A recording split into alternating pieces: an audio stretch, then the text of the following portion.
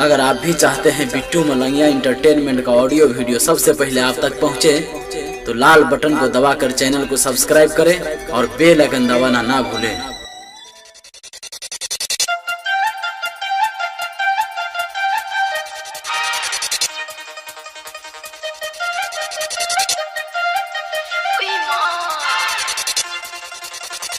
अखन अहाँ सब सुन रहल छी बिट्टू मलंगिया इंटरटेनमेंट के।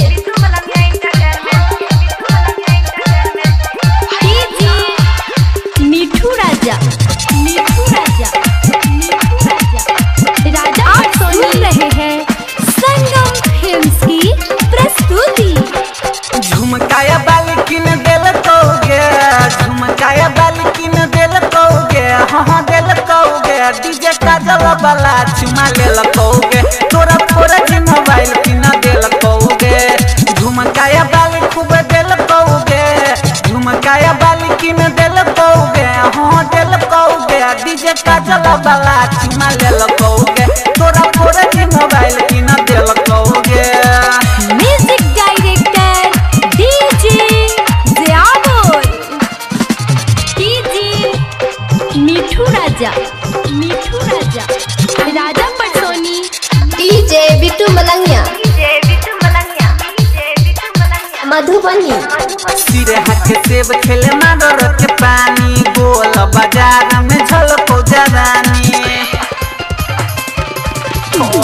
सिरे हाथ सेब खेले मारो के पानी, गोल बाजार में झलको जवानी। जीरो माइल के छोरा की खेल कहोगे, जीरो माइल के छोरा की खेल कहोगे, हो खेल कहोगे, पीछे काजल वाला चुमा ले कहोगे, तोरा फोरज मोबाइल की न दिल कहोगे। डीजे बिट्टू मलंगिया मधुबनी। डीजे मिठू राजा राजा पटसोनी, संगम फिल्म्स परचेज। लहन बाजार के पिए छतु पानी, देखी के रविंदर चुसो तो जवानी। लहन बाजार के पिए छतु पानी, देखी के रविंदर चुसो तो जवानी। डीजे ज़ियाबुल देखो लेल कहोगे, एल के राज कुछ नहीं